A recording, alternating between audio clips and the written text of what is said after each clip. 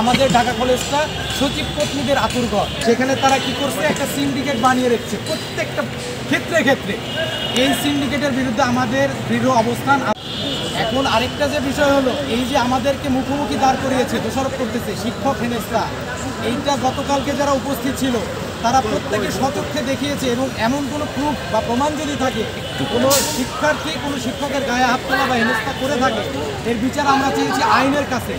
এর সুনির্দিষ্ট কোনো প্রমাণ আমাদেরকে দেখাতে পারে না।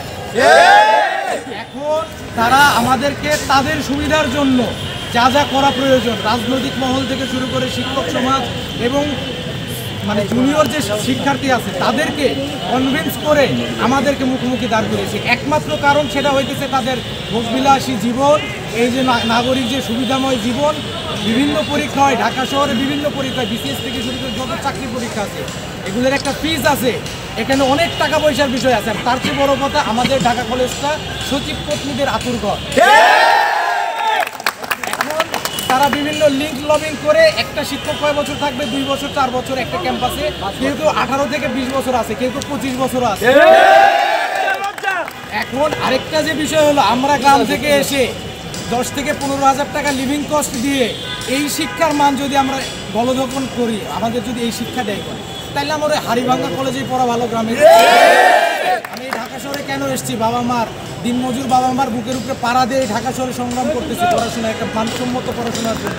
সেখানে তারা কি করছে, একটা সিন্ডিকেট বানিয়ে রেখেছে প্রত্যেকটা ক্ষেত্রে। এই সিন্ডিকেটের বিরুদ্ধে আমাদের দৃঢ় অবস্থান। আমরা যারা শিক্ষার্থী আছি, গতকালকে আমার এক ছোটো ভাই পা ভেঙে দিয়েছে এবং তারা বিভিন্নভাবে চক্রান্তে লিপ্ত। এই যে উচ্চশিক্ষার যে সুবিধা, সেই সুবিধাটাকে বানচাল কীভাবে করা যায়, কীভাবে অধ্যাদেশটাকে বানচাল করা যায়, এই চেষ্টায় তারা লিপ্ত। এই ঘৃণ্য চক্রান্তের তীব্র বিরোধিতা ও প্রতিবাদ জানাই আমরা। এখন আমরা যে ছোট ভাই বড় ভাই সবাই মিলে আছে, এক প্রকার অনার্সের ছেলেমেয়েরা একা হয়ে পড়েছে। তারা এমনভাবে সিন্ডিকেট সাজিয়েছে, রাজনৈতিক মহল যত শিক্ষক আছে সবাইকে তারা এতভাবে, মানে এই যে ব্যবসা, এই ব্যবসা তো টিকিয়ে রাখতে হবে, দীর্ঘ সময় ব্যবসা টিকিয়ে রাখতে হবে। আমাদের যে তোমার ভর্তি পরীক্ষা, তারপরে হইতেছে বিভিন্ন ফিস টিস নিয়ে অলমোস্ট 10,000 টাকা প্রতি বাৎসরিকভাবে নেওয়া হয়। কিন্তু আমার একটা 10তলা ভবন, একটা লিফট নাই, এই লিফট নষ্ট, 2 বছর ধরে একটা লিফট লাগাইতে পারে না, আবাসন সুবিধা নাই, ক্যাম্পাসে ক্লাসরুমের অসুবিধা। আর আসছে ওনারা আমাদেরকে শিক্ষার মান দেখাইতে, তোমরা হচ্ছে আমাদেরকে কি বোঝো, কি জানো, এগুলো এই নামটাও আসছে বানোয়াট কথাবার্তা, এই ঐতিহ্য, এই অমুক, এই হেন তেন, এসব কিছুই নেই।